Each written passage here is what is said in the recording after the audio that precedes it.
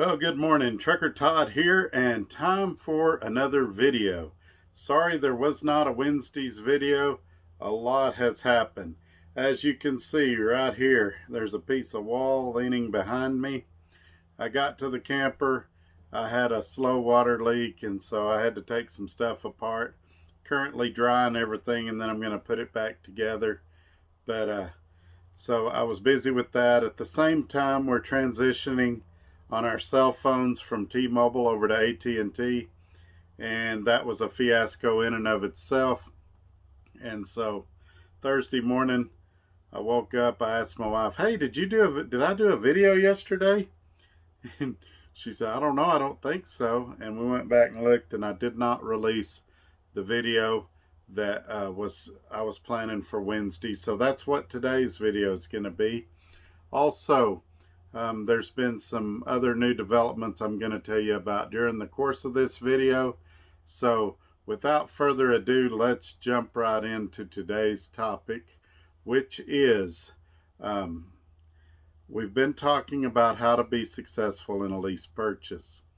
And we've gone through kind of the foundational stuff, and now we're going to talk about how to select a company.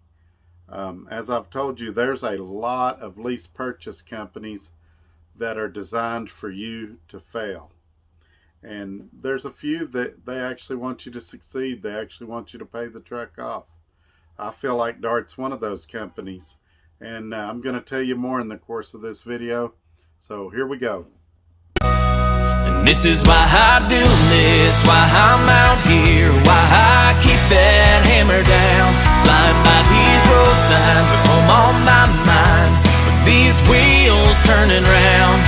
For my family and for my kids, for this life I wanna live. And this is why I do this.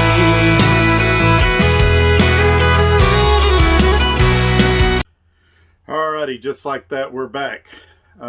Before we go any further, YouTube has unsubscribed a lot of people, so look below this video. Make sure you're still subscribed. Give me a thumbs up. Share this video on your social media platforms. Also, speaking of social media platforms, I've also got an Instagram. It's listed in the description below. Feel free to leave me a comment. Try to keep them respectful.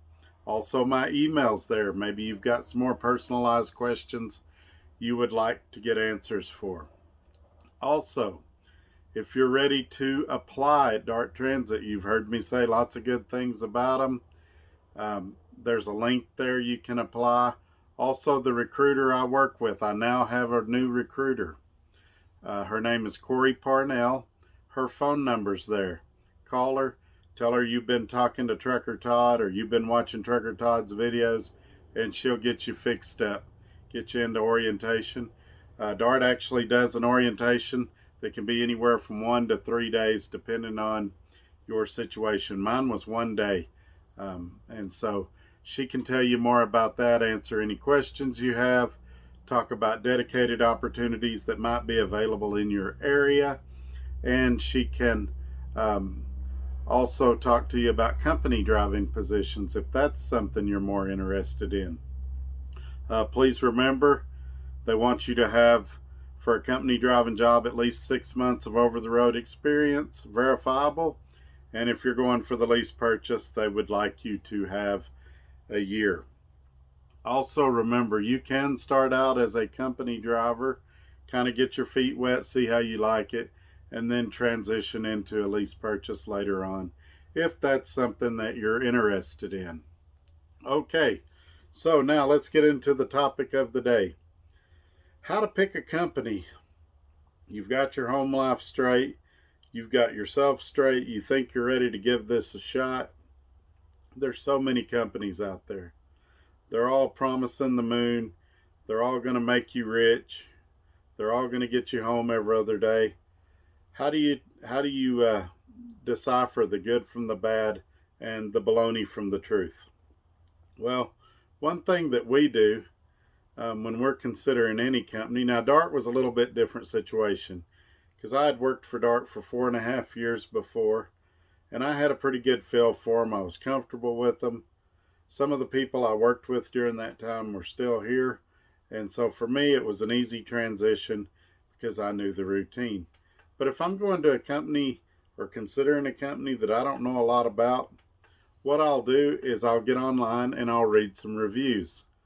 And I like to read 5 or 10 good and 5 or 10 bad. Why? Because there's a little bit of baloney in both of them, and you can kind of see what's true and not true by doing that. You can get a lot of good information. Sometimes there's some funny reviews too. We've had some good laughs reading reviews about orientations with different companies and things like that. So that's a great place to start. Another thing you can do is type in the name of the company, and for example, let's use Dart since that's where I'm working. Google Dart space safer space score, and just read the information. It'll tell you how safe of a company you're dealing with, and it'll give you a lot of information on where their priorities are. When you look up Dart, you're going to find that they're in the top 30 or 40%.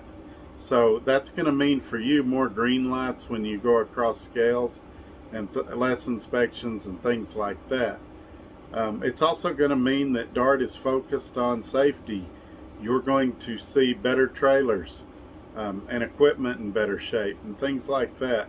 And so there's more to look at with a company than just rate per mile. A lot of guys look at two things. They look at what's the rate per mile and what kind of truck can I get. And those, while they're both important, are not the most important thing. Let me tell you why. I can think of some companies right now that pay a great rate per mile, but you pay $3,800 a month for your truck, your insurance is a little higher, and so it's really a double whammy, because when you do your taxes, your gross income's real high, but your net's actually low because of the fees and things associated in there. Also, with those higher truck payments, the other thing you have to think about is when you go to take time off. I got here Wednesday afternoon. I'm leaving Monday morning. If I took that time off with a big company, I'm going to be in the hole that much longer before I get a check. I'm not going to harp on savings anymore. I think I've done that enough. But that's why you have to look at net and not gross. And I know I preach this in a lot of videos. Also, you have to look at where you're running, if they pay tolls, or if you pay tolls, if they reimburse for scale tickets or don't reimburse for scale tickets, what their detention policy is. We're going to talk about that probably on Friday, about kind of extra pay and things like that. That video will be called Nickels and Dimes, and that's another important one I hope you guys will see. After this video, the next one we're going to focus on equipment. I'll tell you what kind of trucks you should look for, and a lot of it's going to be application specific. If you go to, say, a flatbed company, you're going to need tarps and chains and binders and all that stuff. Will they finance that stuff for you? Do they provide it for you as long as you're leased to them? What's the procedure? What about Best Pass for your tolls? Who pays the tolls? There's a lot of things you got to think about. Lumpers. I worked for a company back in the early 2000s that they didn't reimburse for lumpers. So you'd do your trip, and lumpers were high back then, higher than they probably are now.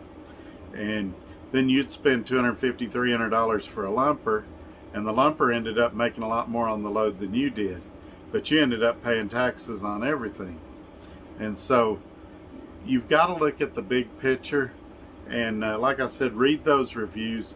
Also, I used to recommend talking to drivers, but there's so many drivers that are incentivized to tell you the good about a company that sometimes they'll say, oh yeah, it's great over here, just give them my driver number. Now, I realize the irony in that, and that I'm on here making videos, I'm telling you, hey, if you call Dart, give them my driver number. Look, folks, I hope these videos help you. I really do. I'd like every one of you to be successful, and I've even recommended that people go to other companies that I'm not working for. But it does help me out when you give me or give them my driver number. As of the current moment, I don't make anything off of YouTube directly. So all this work and time I put in offering advice and taking phone calls is done for free out of the goodness of my heart. So like I say, I hope these videos help you, and I hope you decide to help me by giving them my driver number, which is 58180. But even if you don't, Dart's still a great place to work, and I would still recommend them. And so, but there is other companies, I understand, and a lot of it depends what you want to do with your life. Do you want to pull a tanker? Do you want to go flatbed? Would you prefer a reefer? And so you need to sit down, make a list of what's important to you.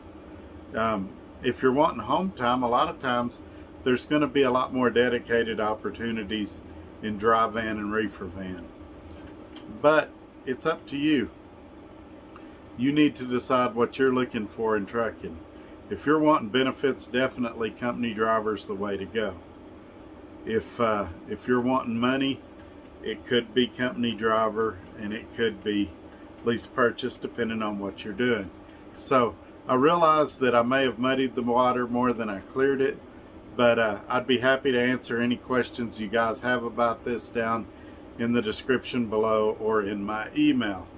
I'm going to go ahead and wrap this up because, as I said, I've got a water leak issue to deal with. I got to do some laundry, and I got to get ready to go back out Monday. There will be another video on Monday where we will talk about equipment. What kind of equipment should you get? And so y'all have a great weekend. We'll catch you on the next one. Bye-bye.